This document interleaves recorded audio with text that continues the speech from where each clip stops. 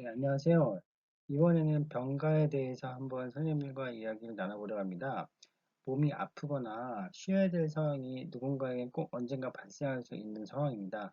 그렇지만 뭐 방학 때라든지 이럴 때가 아니라 학기 중이라면 이게 상당히 병가 쓰는 게 쉽지도 않은 게 또 현실이에요.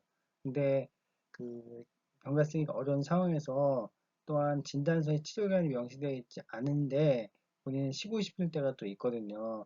근데 학교에서는 진단서에 치료기간이 없는데 못 쉬는 거다 이렇게 얘기가 나올 수가 있어요.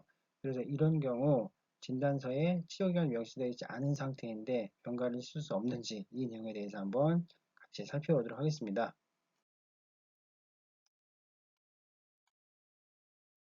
네, 진단서에 치료기간 없는 경우, 예를 들면 뭐 내가 수술을 받았다, 혹은 명확한 치료기간이 없이 그냥 무슨 병명만 게시되어 있는 경우가 있어요. 근데 병원에서는 따로 이게 뭐 치료기간이 없고 그냥 쉬면 된다 하기 때문에 이럴 경우에는 의사 선생님이 진단서에 치료기간을 명시하지 않을 수도 있습니다.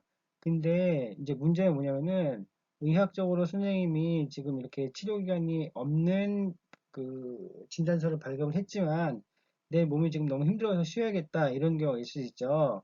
그러면 이렇게 진단서에 치료기간이 명시되어 있지 않았다면 이 진단서를 가지고 병가 사용이 가능할까라고 질문했을 때 결론만 먼저 말씀드리자면은 병가 사용이 가능하다는 점을 말씀드릴 수 있습니다.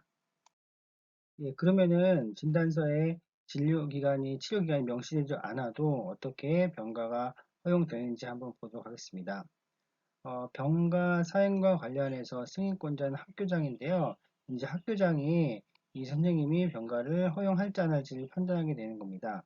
이때 진단서 등으로 병가를 신청한 교원의 건강 상태에 대해서 관련 전문가의 의학적 소견, 이게 이제 진단서에 첨부된 내용을 참고하실 거고요. 그 다음에 질병, 부상, 감염병 여부를 이 진단서를 통해서 확인할 수 있습니다. 병가를 신청한 교원의 진술, 내가 지금 언제부터 언제까지 치료를 받고 있고, 어느 정도 한 번에는 병원에 가야 되고, 이런 것들이 이제 진술이 있을 것이고, 이게 치료 확인서라든지 아니면은 그 연말정산할 때 제출할 수 있는 자료 있죠. 그것을 떼가면은 지금 1년 동안 혹은 몇 개월 동안 얼마나 진료받았는지가 거기에 나오기 때문에 선생님께서 그 자료를 가지고 본인께서 얼마나 지금 치료를 받고 있는지도 말씀을 하실 수 있을 것 같아요. 그 다음에 진단서, 기타 질병치료 관련된 자료 제가 방금 말씀드린 거가 되겠죠.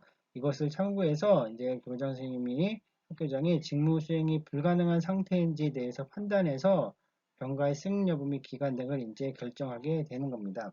그래서 그 진단서에 치료 기간이 명시되어 있지 않더라도 선생님께서 굉장히 오랫동안 꾸준히 진료를 받고 있는 상황이고 또 최근에는 뭐 수술을 하셨다거나 아니면은 뭐 시술을 받으셔가지고 잠시 한 달이나 두 달, 뭐 이 정도 치료가 필요한 상황이다, 아니면 휴식이 필요한 상황이라고 이제 말씀을 잘 하시면은 이 상황을 바탕으로 이제 학교장이 병가를 허용을 하실 수 있다. 이런 내용으로 이해를 하시면 되겠습니다.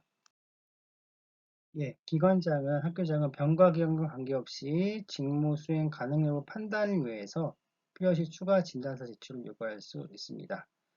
이거는 병가 기간과 관계없이 일거는 쉴 때는 쉬더라도 이거 앞으로 직무 수행이 가능한지 이거를 필요시 추가 진단서 제출을 요구할 수 있다는 거는 예를 들어서 치료 기간이 명시되어 있지 않은 진단서를 가지고 병가를 허용할 수 있지만 만약에 이 선생님이 이 두 달의 병가를 가지고 쉬고 나와서 학교에서의 직무 수행이 정상적으로 가능한지 판단 여부를 확실히 하기 위해서 또 추가로 병원의 진단서를 가지고 오라고 요구를 할 수 있다는 거죠.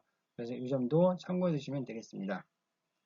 그래서 여기서 보면요, 결론은요, 따라서 진단서에 기재된 치료 기간은 병가 요건 및 사용 일수를 판단하는 기준은 될 수가 있겠지만, 이게 병가 요건이 되는 것이 아니다. 이렇게 이야기를 합니다. 그러니까 병가를 얻으려면 꼭 치료 기간이 명시된 진단서가 있어야 된다. 이거는 아니라는 겁니다.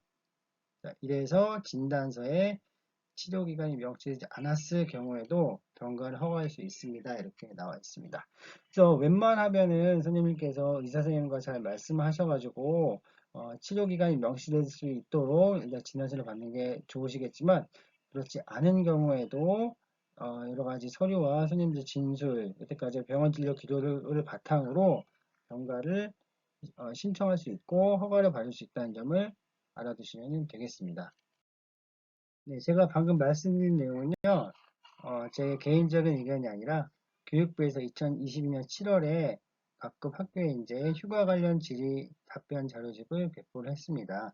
그래서 이 내용이 아마 전 학교에 이제 배포가 되었을 테니까요. 추가로 궁금한 내용 있으시면은 이 부분을 가지고 여기서 추가적인 내용을 첨부하시면 되겠습니다.